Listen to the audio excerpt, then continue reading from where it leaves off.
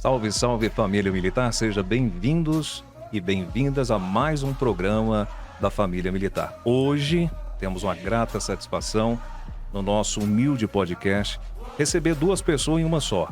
Uma pessoa de vida pública e uma pessoa de vida familiar. Estou falando do mestre do trabalho social no Brasil, o senhor Carlos Roberto dos Santos, Carlinhos Promenor. Meu amigo, seja bem-vindo. Queria agradecer a Deus por estar aqui em Brasília, participando desse programa, do podcast da família, o bem da família militar. Tá? Que bacana, tá? É um prazer, é todo meu, e um abraço a todo o teu público militar. Nós que agradecemos a honra de ter você aqui conosco, brilhantando ainda mais esse projeto que está engatilhando ainda, e se Deus quiser, será um projeto de muito sucesso, Carlinhos. Eu não vou falar com Carlinhos ainda, tá? Por enquanto nós vamos falar só com Carlos Roberto, até chegar ao Carlinhos. Meu irmão, gostaria muito que você falasse da sua origem lá de Cataguases. Como que foi o início da sua vida para você, meu irmão? Isso. Vou fazer uma viagem, né? Uma viagem adentro, tá? Eu sou conhecido no Brasil como Carlinhos Promenor. Eu sou educador, sou militar da Força Aérea Brasileira com maior honra, tá? Sou ex-menino de rua no Rio de Janeiro, em Minas Gerais. E aí começa a minha vida. Eu sou de Cataguases, Minas Gerais. Mas confesso que não conheço a minha terra. Não conheço. Eu só nasci em Cataguases e vim com meus pais para o Rio de Janeiro. E nessa vinda, nós fomos morar numa comunidade do Rio chamada Complexo da Maré, lá na Nova Holanda. Antiga Nova Holanda e hoje Complexo da Maré. Hoje é o Complexo da Maré. E hoje tá. E ali nós morávamos no Morro do Timbal, numa palafita. E nessa palafita, minha mãe veio morrer aos 34 anos de idade. E com a morte da minha mãe, o meu pai, seu Alberto dos Santos, me entregou uma senhora e disse que voltava já. E o seu Alberto nunca mais voltou. Carlos nunca mais teve contato com seu pai? Nunca tive contato com meu pai. E aquela senhora bondosa, Inês Nicolau dos Santos, me entregou aos cuidados do governo, na rua Clarimundo de Melo, 847, em Quintino, no Rio de Janeiro, na antiga FUNABEM. A FUNABEM, antigamente, que cuidava dos menores carentes. Era a Fundação Nacional do Bem-Estar do Menor, onde eu passei toda a minha infância e adolescência. É a mesma FEBEM? A mesma FEBEM, não mudou nada. E dentro da FUNABEM, quantos anos? Como internado? Dentro da FUNABEM eu passei 17 anos e 3 meses. 17 anos e 3 meses. Foram anos difíceis dentro da escola. Eu passei por creche, passei na minha vida já de criança até os 12 anos, eu fiquei em muitas escolas. Eu passei por quase 9 escolas dentro do sistema. Eu nunca pegava, vamos dizer assim, eu nunca me acostumava com uma escola. Quando eu estava me acostumando, eu era transferido, não só eu como meus amigos. Então foram quase 9 escolas que eu passei dentro do sistema. Foram anos de chumbo mesmo. Posso dizer que passei quase que a ditadura militar inteira dentro do sistema. Dentro do sistema, como que era o tratamento, Carlos? O tratamento dentro do sistema FUNABEM era muito desumano para aqueles menores que lá estavam. Já que a maioria deles, a maioria que ali estavam, eram abandonados, porque antigamente, com o antigo Código de Menores, tá? E com o SAM, desde 1902, com o SAM e com 64, com o Código de Menores, o jovem abandonado, tá? O governo cuidava desse jovem. O governo trazia para si essa responsabilidade. Então, em diversas escolas dentro do sistema da FUNABEM, tinham jovens abandonados. E eu era apenas um deles. Eu fui abandonado, eu não era infrator. Eu poderia ter me tornado infrator dentro da escola, porque por diversas vezes eu fui colocado por castigo em reformatórios na Ilha do Governador de jovens infratores. Um erro, no meu ver, dentro do sistema. Era a formação que naquela época era empregada a vocês internos. Era a formação de castigo daquela época. Eu fui criado quase 12 anos no interior do Rio de Janeiro, em fazendas de escravo, e naquelas fazendas tinham 300, 400, até 500 alunos internos. Eram alunos que eram internos, que não tinham pai, não tinham mãe. E eram fazendas enormes, onde eu capinava, eu roçava, eu plantava, cuidava do gado, do chiqueiro. Era uma mão Né? de obra infantil e prática para eles. Era uma mão de obra infantil e prática para a escola. O que nós plantávamos, nós comíamos. Tá? E nesse sistema, apanhando, quando alguns inspetores queriam bater nos alunos, eles juntavam num canto uns 15 menores, 20, e com um chicote o cara batia. Eu tenho marcas nas minhas costas até hoje daquela época de chumbo, né, que eu passei na escola agrícola Rodolfo Fux, na escola agrícola Saboia Lima, na escola agrícola Amaral Peixoto, tá?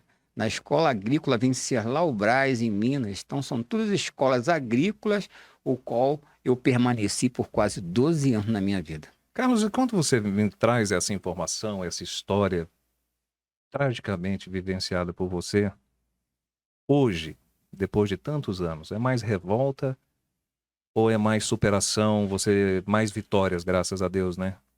É mais vitória, porque ninguém acreditava na minha infância que eu conseguiria sair da situação ao qual eu me encontrava. Mas o pulo do gato foi através da educação que a professora Rosa, eu com 6 anos de idade, eu chorando num canto, que eu tinha apanhado de um garoto mais forte, e ela disse para mim que para mim não revidar, que eu era um bom garoto, tinha o coração bom, e que através da educação eu seria alguém na vida, tá? Que eu iria sair do abandono através da educação. E dentro da sala de aula eu sempre fui um bom aluno. Sempre fui um bom aluno dentro da sala de aula. E aquilo eu posso dizer para você, Carlos, que fez a diferença na minha vida.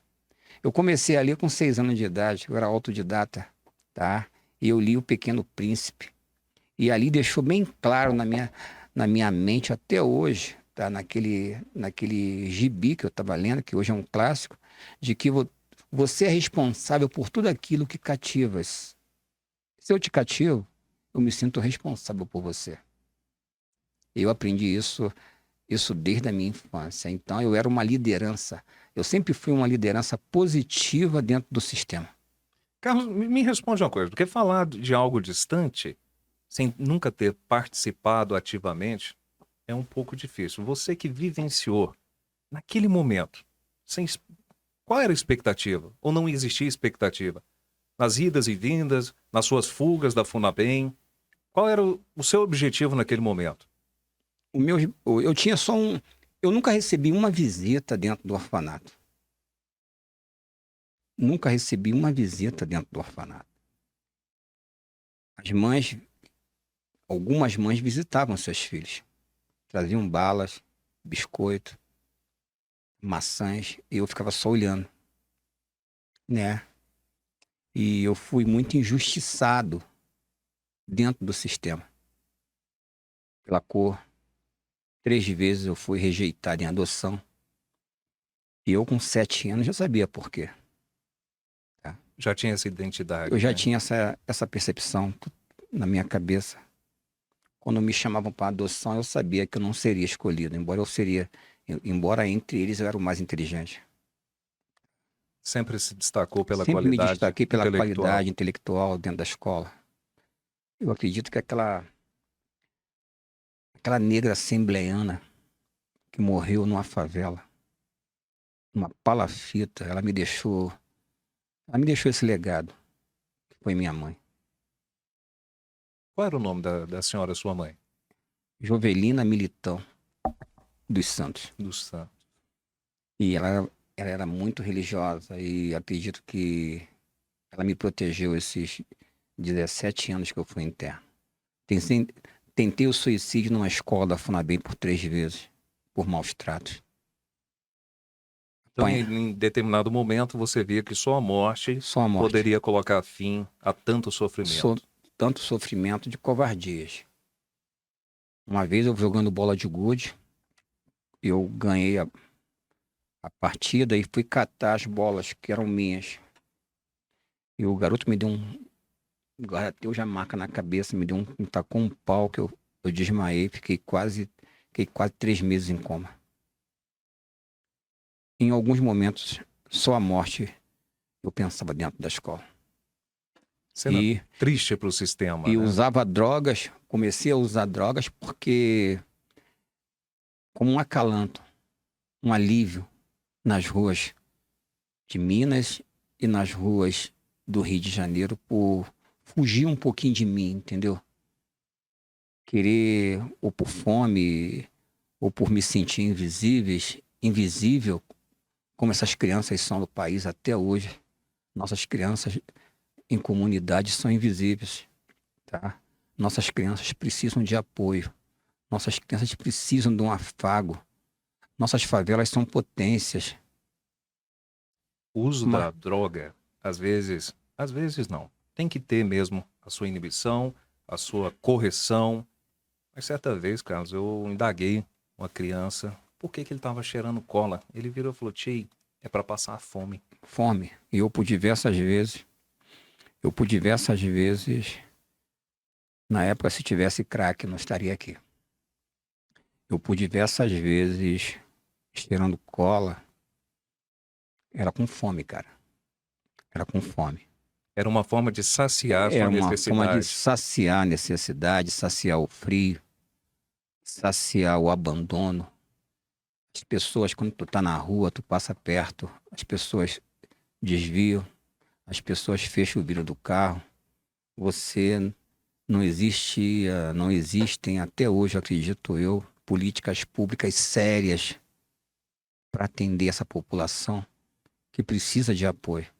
Virou marketing político. Virou um marketing político.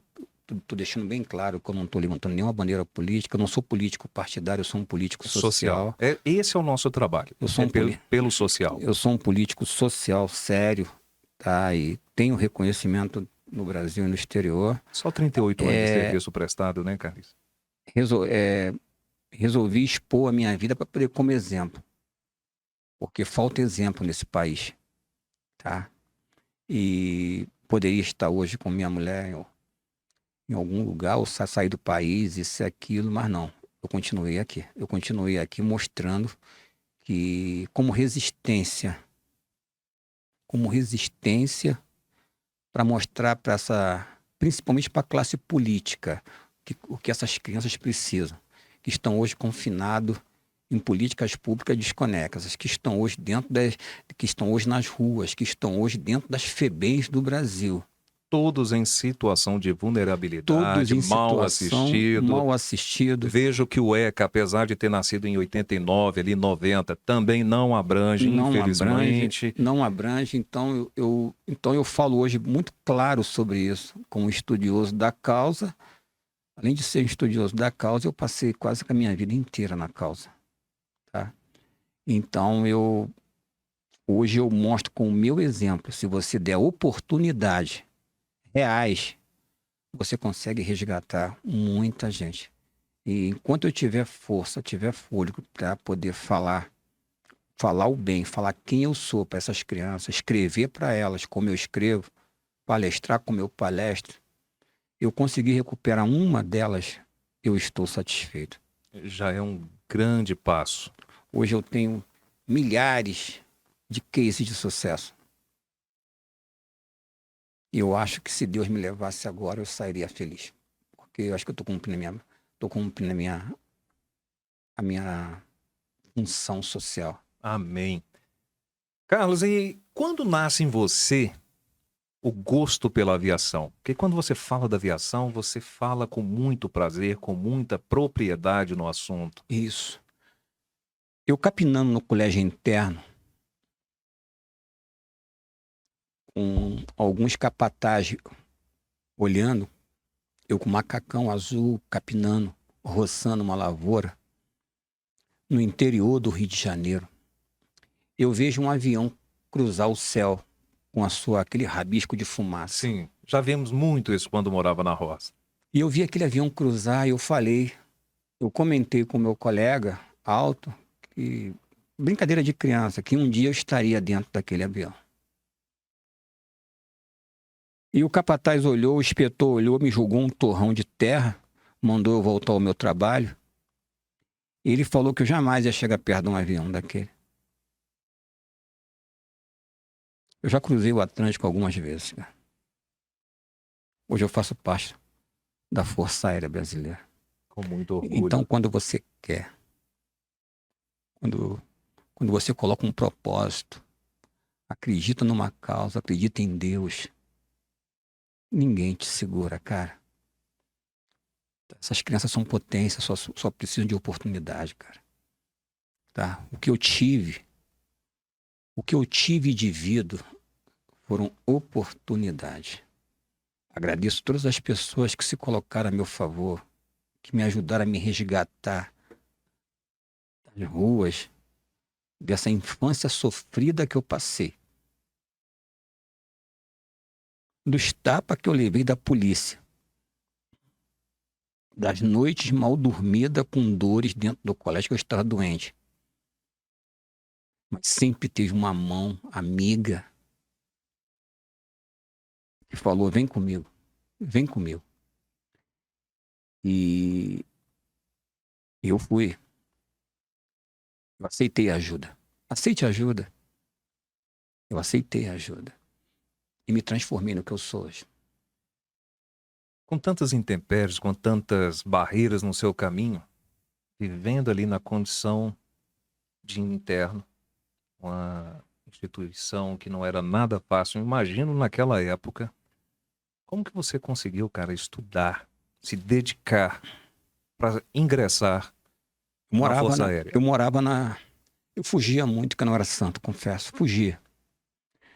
Eu era um líder positivo dentro da escola. Eu não gostava de covardia com os menores. Eu era uma espécie de um defensor deles perante os inspetores, perante os mais velhos. Mas eu gostava, o único local que eu me sentia feliz era quando eu estava dentro de uma sala de aula.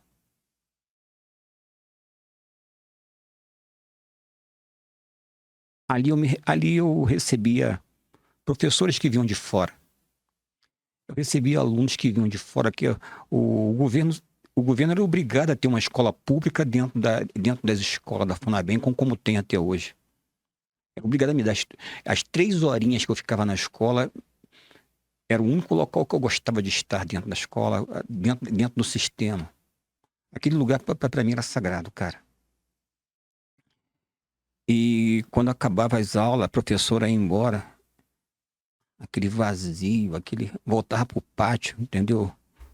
Brigas, covardia.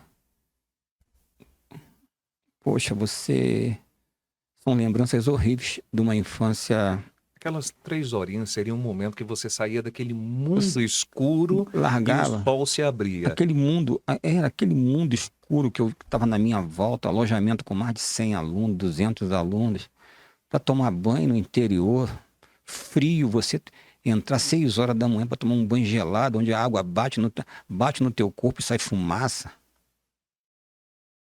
Você de madrugada, você acordar, um covarde vai, te coloca de castigo. Cara, foi duro, cara.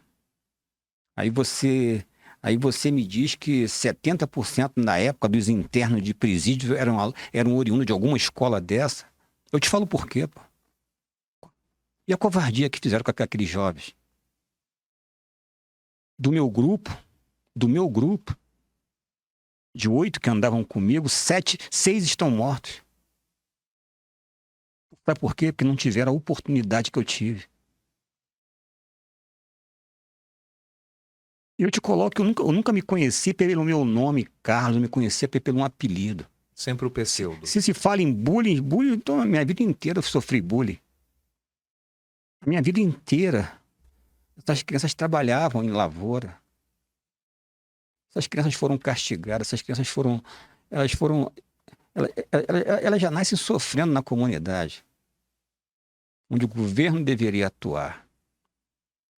E aí tu cai numa instituição que é do governo e a guerra continua, entendeu? Então, brabo. Mas, graças a Deus, eu fico triste porque tem muitos nossos que estão bem de vida, são empresários, isso e aquilo, mas tem vergonha de falar Da sua história, da sua origem. história. Mas eles não sabem que eles colocando para fora esse sentimento, eles vão arrebanhar muitos com ele. Inspiram outros, né? Tá? Ao recomeçar. A mesma coisa numa igreja, quando você recebe uma bênção de Deus, um voto que você faz, tá? Você não vai revelar a sua bênção porque tu vai tirar onda com ninguém, é exemplo. A Bíblia fala isso. E eu estou experimentando isso na minha vida pessoal, ser exemplo. Eu quero ser igual o Carlinhos. Eu quero ser igual esse cara é. Eu quero ser militar, eu quero ser educador, eu quero ser jornalista. Pô, se o Carlinhos conseguiu, eu vou conseguir.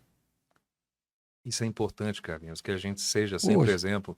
Se a gente começar isso dentro de casa com os nossos filhos, já faz um bem danado à comunidade. E eu digo isso hoje para os nossos alunos hoje, pessoas que me ouvem em palestras nesse Brasil afora, no exterior. Pô, não importa onde você mora, onde você mora com os seus filhos, mas dê a ele educação. Existe uma rede hoje muito forte no mundo que ampara. Está aí agora, claramente, o Criança Esperança. Criança Esperança. E tantos outros projetos. Tá? Então, estuda. É democrático. É a única maneira da gente sair do abandono. Em todos os sentidos. E com tudo isso, dentro daquela instituição, está lá o Carlinhos estudando, está lá o Carlinhos se dedicando. Com certeza. Para ingressar na aeronáutica. Eu fugia muito da escola por maus tratos. Eu ia para a rua com o meu grupo. E morando em Copacabana, naqueles bueiros. Literalmente nos bueiros. Nos bueiros. Cabelo Black Power. Drogas enfiadas no cabelo.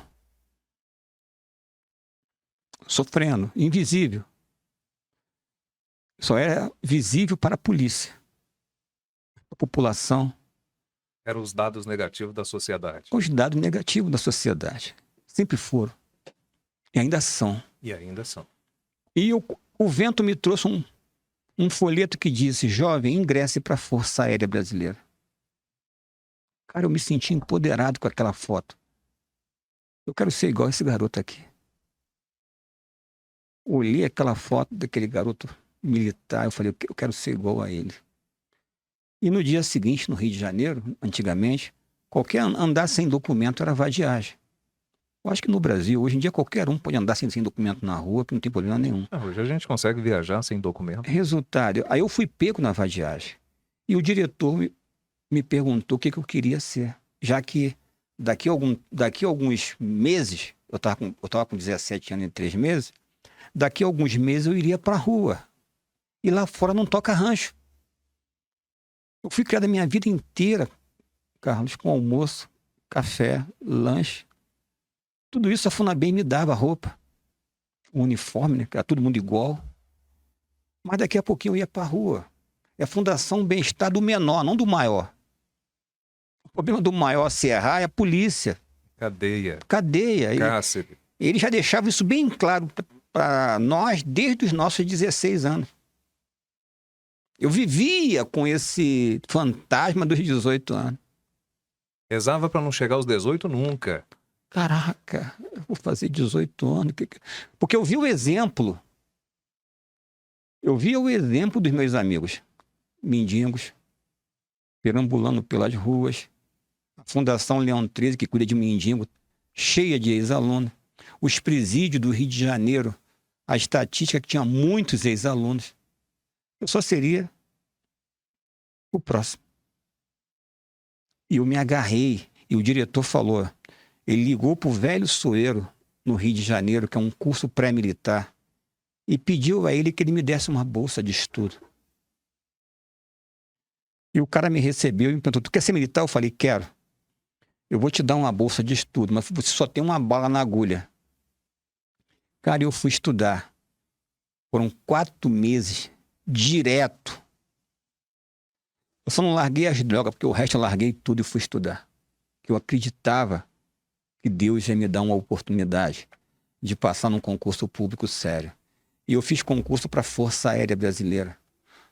Quando alguém dizia a você que você não pode, aí que você faz que você pode. Que eu recebi diversos conselhos que eu não ia poder.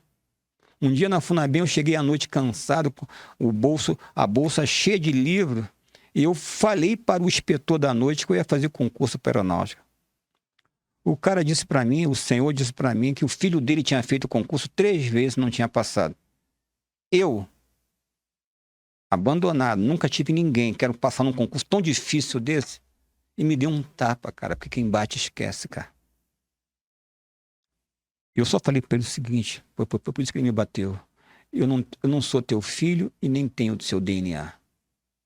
E eu fiz concurso para a Força Aérea Brasileira. 60 mil candidatos para tirar 500.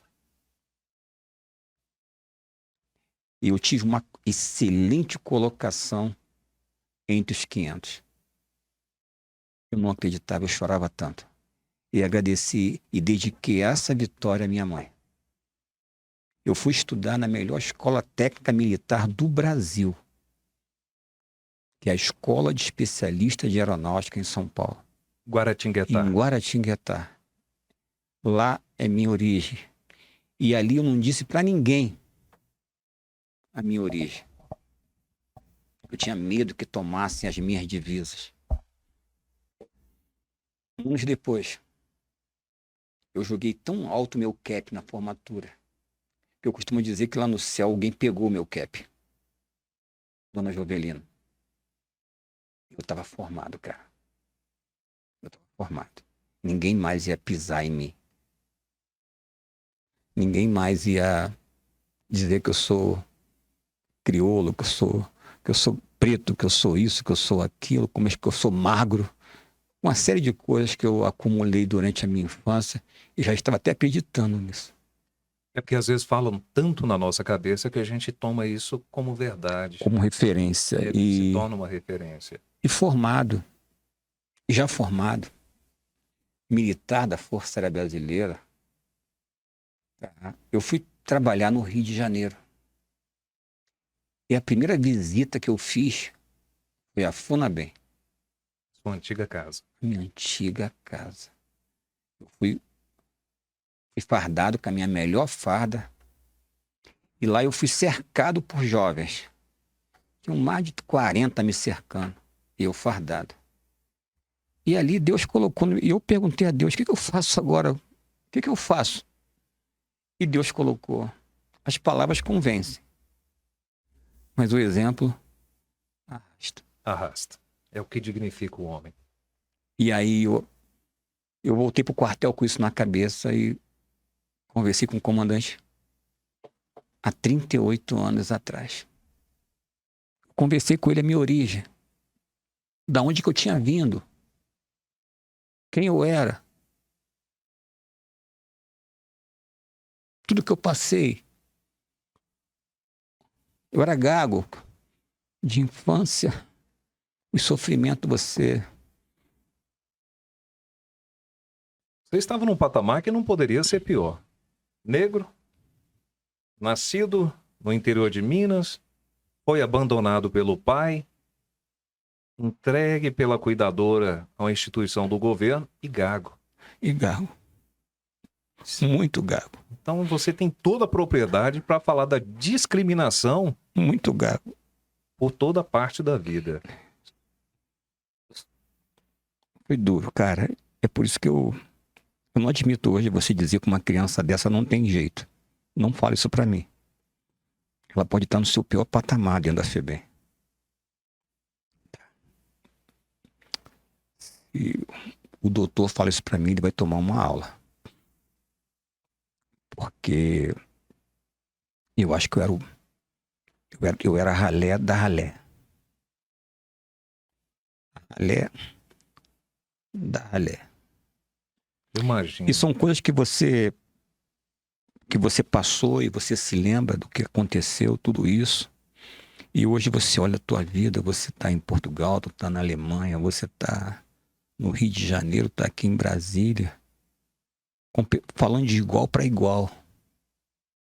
Com comandante, com empresários, seja lá com quem for.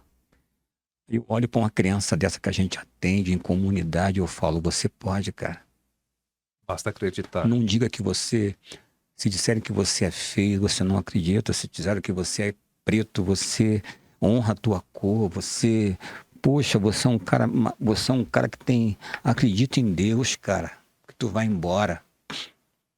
E aí o comandante falou, caramba, que história. Ele falou, o que eu posso te ajudar? Eu falei para ele, em plena ditadura militar, eu falei para ele, traga para cá as crianças das ruas. Isso já em 1985. 83. 83. Traga para cá as crianças das ruas, comandante. Ele falou, como? Naquela época eu já estudava na universidade. Eu estava fazendo educação numa grande universidade brasileira. Ele falou, me apresenta um estudo. Eu apresentei aí do projeto Promenor de Responsabilidade Social. Feito a 6 mãos dentro da universidade. Ele olhou o projeto e falou, Luiz Carlos da Silva Bueno, o comandante. Ele depois que soube da minha história, ele não tornou meu amigo, ele me tornou mais do que um amigo, um irmão. Me protegeu minha vida inteira dentro. Ele foi um anjo para mim. Ele foi um anjo para mim durante os 30 anos que eu fiquei na força. Auxiliou em todos os sentidos, desde o início. Às vezes Deus coloca pessoas para estar com você, para que ninguém faça covardia com você. Eu acho que na minha vida foi assim, dentro da escola. Sempre Deus colocou alguém, ou um maior, uma pessoa mais velha, ou um inspetor, uma professora, e depois do militarismo colocou alguém. E isso até hoje acontece isso. Ele coloca empresários poderosos, bota pessoas fortes para estar te cuidando de você, para que você faça a sua missão. Te dá um verdadeiro respaldo ali para te dá respaldo, né? Hoje não é fácil a pessoa chegar num patamar que eu estou chegando, e você é invejado, você é uma série de coisas. As pessoas não compreendem, né? A tua vida hoje você é um homem público, né? E você ser um homem público nesse país, politicamente, socialmente falando, e tá com uma vida limpa, tá? Poxa, é uma pena que em países de terceiro mundo é muito difícil isso, mas existe. Existe. E é sempre importante, Carlinhos, a gente agradecer. Desculpa. Fica à vontade, nós estamos em casa. Desculpa. É sempre importante a gente agradecer as pessoas que nos ajudam, assim como foi o comandante lá atrás. Agradeço todos os santos dias, pessoas que são gratas. Eu acho que o agradecimento, ele é muito importante, você saber reconhecer o que fizeram por você. Eu não tenho quem palavras acredita para agradecer. Quando você não tem nada o que oferecer, a não ser a sua boa vontade e a dedicação. Com certeza. Nesse preceito, eu quero agradecer aqui ao Asa Gaúcha, restaurante renomado de Brasília, que tanto tem nos acolhido, a LTI Consultoria, e também não poderia deixar de citar aqui, tá bom, Carol? A Januário Advocacia Militar e Securitário, que são nossos apoiadores e um dos idealizadores desse grande projeto que está aqui proporcionando um momento como esse, recebendo alguém de tamanha importância como esse cara aqui. Carlinhos, quando eu vi o Ícaro das asas de metal, quando eu fui ver a conotação, eu falei, calma aí, tem alguma coisa errada. Até eu perceber que história fantástica é o Ícaro das asas de metal. Esse comparativo que você faz do Ícaro lá na mitologia grega com a sua realidade é maravilhosa. Hoje eu sou também, né? Eu sou um palestrante hoje que falo sobre superação, né? Eu falo sobre drogas e falo sobre resiliência. Mas também estou me tornando também um palestrante do ECA e suas políticas públicas, comparando desde 1902 o antigo SAM, Código de Menores, que fez agora 100 anos, e mais, culminando com o ECA. Tá? Ele é uma palestra interessante para as escolas, para os conselhos tutelares, etc. e tal. E dentro da FUNABEM, o Ícaro, com depoimento de pessoas fantásticas, eu agradeço ao Zico, agradeço ao Galo, pô, acreditar em mim há 32 anos atrás, a família Antunes do Rio de Janeiro, um dos maiores atletas do mundo. Poxa, o comando da aeronáutica, poxa, eu não posso deixar de não agradecer esses caras, cara. Tá? A minha diretoria, as pessoas que me apoiam, a minha esposa, Denise Barros, e a minha família que eu construí durante esses anos, eu que não tive ninguém na minha primeira infância e adolescência. E o Ícaro surgiu de uma... Poxa, a ideia era uma série de palestras minhas. E como é que eu ia sair da FUNABEM? Eu queria pular aqueles muros que eram altos. Na época, sair daquele labirinto. Naquele labirinto que na época não tinha 8 metros, cara. Como é que você vai prender crianças em muro de 8 metros, cara? Como que você vai ressocializar, Poxa, encarcerando crianças, cara. Cara. Sem direito a nada. Eu fico chateado que hoje, se você for nesses presídios de menores, tem 12 metros. Subiu em vez de descer, né? E como é que eu vou pular isso? Então, o que eu fiz, tá? Eu parafraseei o Ícaro, tá? Seu pai dela falou que ele ia morrer, isso, aquilo, mas ele mesmo assim ele fez as asas de cera, chegando perto do sol, ele caiu, que hoje, isso hoje é um dos símbolos aeronáuticos. Se você for na Academia da Força Aérea, a antiga academia lá no Galeão, tu vai ver o Ícaro caído nas pedras. Aí eu pensei, eu não posso ficar como o Ícaro caído e com cera. Aí eu coloquei metal nas asas da Força Aérea Brasileira e tô voando até hoje. E assim se deu origem a um projeto fantástico chamado Instituto Promenor do Brasil. E agora nós vamos falar com esse cara de vida pública, essa pessoa fantástica, Carlinhos Promenor. Quantas pessoas hoje, você consegue mensurar quantas pessoas o projeto já tem atingido em âmbito de Brasil? Eu acho. Hoje, em âmbito de Brasil, mais de 25 mil jovens. Tá? Diversos cases de sucesso. E hoje, eu estou com uma vertente hoje também, conversando hoje com o comandante do CONGEP da Aeronáutica. A nossa vertente hoje também é os nossos militares. Hoje o Promenor hoje está profissionalizando os nossos militares. Soldados, eu digo soldados, cabos que ficam conosco, temporariamente de no máximo 6 anos. E há 1 ano e pouco atrás, soldados nossos empunhando fuzil na favela, no tráfico. E aquilo me deixou muito triste. E eu estou aqui falando numa associação da família militar. Tá? E o Promenor tem essa visão de apoiar os nossos militares, principalmente os nossos praças. Eu conversava isso hoje com o nosso comandante. Tá? Os nossos praças. Então, eu estou hoje, os cursos de elétrica, hidráulica, drywall, pintura, todos os cursos que eles vão ser úteis dentro da força. É a formação de um cidadão. Dentro da força, eles vão ser úteis dentro da força e também fora dela.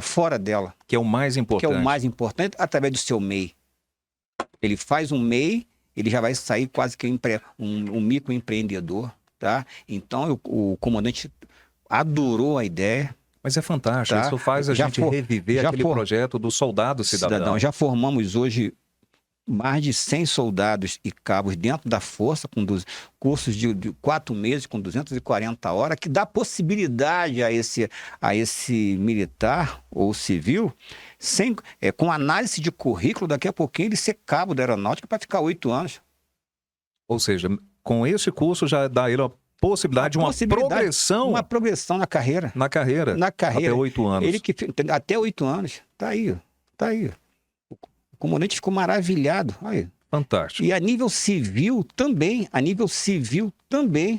E que o Ministério da Defesa possa resgatar esse projeto do Soldado Cidadão. Está aqui Carlinhos Promenor resgatando esses jovens que hoje estão aí à disposição pela lei do serviço militar obrigatório, mas que amanhã ele será um cidadão brasileiro com formação. Não é só simplesmente passar pelas nossas forças e sair para contar histórias. E eu só comecei dando mais ênfase a isso, até porque os professores que estão dando aulas hoje em alguns quartéis no Rio de Janeiro são nossos professores, tá? E eu preciso de apoio, recurso, para pagar os nossos professores. Lógico, é o mínimo, lógico, tem que fomentar. E isso foi uma das minhas tônicas hoje da minha vinda aqui a Brasília. Tá? Porque esse projeto tem diversos quartéis precisando dessa iniciativa, tá? E falta recurso. Coisa que não poderia faltar. Que também é educação. Tanto a nível civil, os mesmos cursos que eu faço hoje dentro do quartel hoje, eu dou à população civil. Dentro do Instituto Papa Menor, ainda governador, de uma área social, incomodado com a Força Aérea de quase 2.000 metros quadrados na Ilha do Governador. E lá eu atendo a população civil com cursos de drywall, cursos de elétrica, cursos de hidráulica, advocacia, bolsas de estudo. A maior universidade do Brasil é conveniada com o Papa Menor. Até o final do ano, a minha meta é dar quase 5.000 bolsas de estudo. A Estácio hoje tem mais de 2.000 unidades no Brasil e no Rio de Janeiro. A gente começou pelo Rio. E faz esse fomento, tá? Essa parceria com vocês. Essa parceria com o Promenor, tá? De colocar essas pessoas de comunidades ou não na universidade, tanto nos cursos de graduação como pós-graduação. Olha só que bacana. É mais um deixa do Instituto, tá? É uma iniciativa que começou lá atrás e hoje está trazendo aí já sucesso. E a Força Aérea, 38 anos atrás, abraçou o Instituto. Está aqui. E um projeto pioneiro, né? É pioneiro. Na época, Santa Cruz, eu coloquei 250 crianças. Aí foi Universidade da Força Aérea. Aí vai, eu coloquei esse projeto uma vez por ano, a Força Aérea cede o avião, 300 crianças fazem um voo panorâmico comigo. É o sonho real. É o sonho real. O sonho real. Aí. Coisa maravilhosa, é o sonho real. As crianças dentro do avião. Aí algumas empresas, como grandes empresas, brindes, pizza, brinquedo, negócio maravilhoso. Aquele depoimento. Você viu o sonho real? Você viu. Aquele depoimento do interno, tá? Que fala da realidade do sonho real é maravilhoso. Sonho real. E como escritor, às vezes eu chego nessas escolas, chegou um pagodeiro, chegou foi um educador e um militar. Não sou pagodeiro e nem sou jogador de futebol. Queria que é só eles que fazem sucesso? Não é só eles que fazem sucesso. Tá? Tem pessoas como jornalista. Você faz sucesso pro lado certo, que é o social, não é ganhar milhões e não dividir. Olha só, como a gente hoje é chamado, é chegado. O Rotary, duas vezes presidente de Rotary. Mas dava conta, hein? Com gestão 100%. Olha o Zico. Galinho. Prefaceia todos os meus livros. Zico, aquele abraço, nós chamamos aqui. Tá, venha cá falar conosco também. Eu vou mandar esse podcast pro Zico. O Zico estiver aqui em Brasília. Nós vamos estar com ele. Se Deus quiser, a gente vai ter a oportunidade de recebê-lo. E o auge de todos os títulos que o Carlinhos tem hoje no Brasil. Exatamente. Eu queria fazer um cortezinho na sua fala, porque eu estou vendo aqui o seu currículo e de forma resumida. Ex-menino de rua, criado por mais de 17 anos na extinta Funabem, bacharel em Pedagogia e Jornalismo, militar suboficial da Força Aérea Brasileira, Telon achou que a Internacional, eleito em 2001... 2001, e eu fui eleito em 2001 para a Choque Internacional, uma das maiores fundações do mundo, que estamos hoje em mais de 120 países. Do meu lado direito estava Chico Mendes, na seleção, em 2001, e do meu lado esquerdo estava Raul Jugman. E nós três fomos eleitos. Graças a Deus. Autor da obra O Menor que se Fez Maior, prefaciado pelo ídolo Zico. Zico. Com mais de 300 mil livros editados no Brasil e no exterior. 300 mil livros. Oportunidade única, né, cara? O Menor que se Fez Maior. Só esse aqui eu vendi para o estado do Rio quase 200 mil livros desse. O Menor que se Fez Maior. Cidadão honorário do Rio de Janeiro, medalha Pedro Ernesto em 1998 e medalha Tiradentes em 2001. Tiradentes. São os maiores títulos da cidade. Agora, indicado ao Prêmio Nobel da Paz em 2010, 2011, pela América Latina. Eu acho que é uma honra você vir da FUNABEM, vir da rua e ser indicado ao Nobel. Tá? E acho que só a indicação, o reconhecimento... Pelo seu trabalho, pela sua dedicação, é o reconhecimento, né? Eu não tenho apoio de mídia, de Globo, embora eu tenha feito algumas coisas aí. Eu fui o último personagem do Bamerindo, gente que faz. Eu fui o personagem, a novela Viver a Vida. Verdade, você faz lá um manifesto no Viver a Vida, tem uma participação. Viver a Vida. Verdade, cara, que bacana. Eu tinha esquecido dessa parte. Jô Soares, PHD, da Canção Nova. A Canção Nova, eu sou palestrante. PHN da Canção Nova, entendeu? Carlinhos, e hoje, depois de tudo isso, cara, 2 vezes indicado ao Prêmio Nobel pela sua notória participação na vida social do Brasil, quais os principais projetos do Promenor para o futuro? Olha, eu estou com projetos ousados aí. Audaciosos, forte. Eu tive, agora, até resultou dessa reunião minha hoje com o comando, né? Um dos maiores projetos da Fiesp hoje tem a minha assinatura, que é o curso de manutenção de aeronaves. Tá? Esse projeto aqui. Proposta de atendimento do Instituto Promenor. Fiesp, com a chancela aí do Fiesp e Senai. Senai, da chancela deles. Por quê? O doutor Paulo Scaff, quer mandar até um abraço para ele, onde quer que ele esteja, deve estar aqui na CNI em Brasília. Ele me contratou para fazer 10 palestras em Heliópolis. Eu conversava hoje com o brigadeiro sobre isso. E aí eu falei para ele que eu não queria fazer as palestras e deixar um vazio e ir embora. Eu queria deixar um legado na comunidade. Lógico. Aí ele falou, o que você quer fazer? Eu queria deixar alguma coisa na área da aviação, que é a minha área. Mas em quê? Algum curso na área de aviação do jovem. Aquele jovem, mas como, Carlinhos? Aquele jovem que tivesse no ensino médio, ele ia começar como auxiliado mecânico, só para ele aprender o linguajar mecânico, as peças, isso e aquilo. Aí ele falou, pesquei, a ideia é boa. Me chamou o presidente do Senai São Paulo, na época que era o Luiz Carlos. Chamou o Luiz Carlos, ouve o Carlinhos. Ô Luiz Carlos, a ideia é boa. E nisso, 20 dias depois eu fui a São Paulo, tá? Eu me reuni com toda a diretoria de ensino do Senai, eram 10 cabeças, mais eu e Denise com mais 10 cabeças, e na nossa frente estavam todas as companhias aéreas. Tá? Os chefes de manutenção, os diretores. Eles iam falando as suas dificuldades e a gente ia só anotando. É nisso. Surgiu esse curso. O curso. Um dos maiores cursos de São Paulo. Dentro da necessidade das companhias aéreas. Dentro da necessidade das companhias aéreas. Tá? Porque tem trabalho? Tem. Falta mão de obra especializada. Especializada. E nisso, eu prometi à Fiesp que não ia levar esse curso para fora de São Paulo. Tá? Mas vai dar para conter só dentro de São Paulo? Aí agora, como com essa magnitude toda. Como o Paulo Scaff deixou a Fiesp e veio aqui, assumiu uns outros cargos aqui, o político aqui em Brasília, me deixou à vontade de levar a ideia para os 22 estados que tem a Fiesp, que tem a Firjan, não sei, acho que essas grandes empresas que queiram adotar que queiram fazer o projeto. Então, como eu procurei, eu estou conversando com a Força Aérea sobre isso, sobre esse curso, e vai dar, acredito que vai dar no Brasil alguma coisa aí. Amém. Esse é um projetão. E fora as palestras motivacionais que alguns estados estão me procurando, como São Paulo, devo fazer algumas aqui em Brasília, Goiás, muita coisa está surgindo aí. Carlinhos, me perguntaram se você era coach. Eu falei, olha, na minha percepção, Carlinhos não é coach, porque ele fala do que ele passou, da sua realidade, da sua vida e também da sua progressão de carreira ao longo de toda a sua história.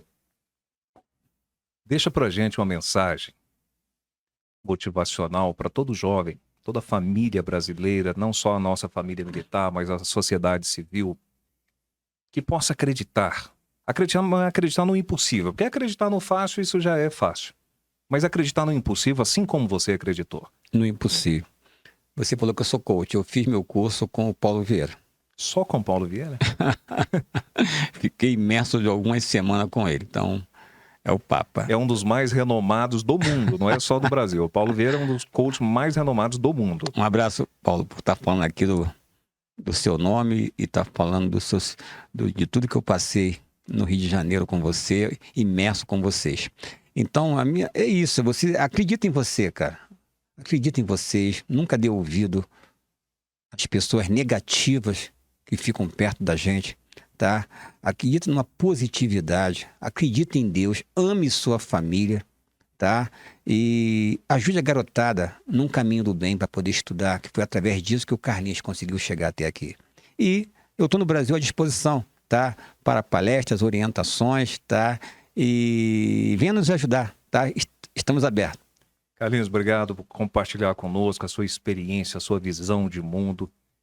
Quando eu vendo aqui, você foi eleito um dos 10 heróis brasileiros, não é por acaso. É pela sua dedicação, pela sua vida, que foi dignificada com o seu caráter, em que em alguns momentos se titubeou, mas Deus te colocou no caminho, te trouxe de volta, e hoje você é uma referência internacional na área social. Meu irmão, quero te agradecer em nome da Associação Beneficente Militar do Brasil por essa oportunidade única. Certa vez o professor Cortella disse que quando segurou a mão do Mandela, as pernas deles tremeu. Foi o que eu senti quando eu te recebi. Tamanha é a sua importância hoje no cenário nacional e te conhecer pessoalmente, ver a sua envergadura moral, a condição que você traz e acreditar naquele que hoje é pequeno, mas amanhã ele poderá ser grande. O nosso muito obrigado em nome da família militar. Agradeço a todos vocês aqui do estúdio, agradeço o teu público, um abraço em todos vocês, acredite em Deus. Um abraço. Família Militar, até a próxima, se Deus quiser. Forte abraço.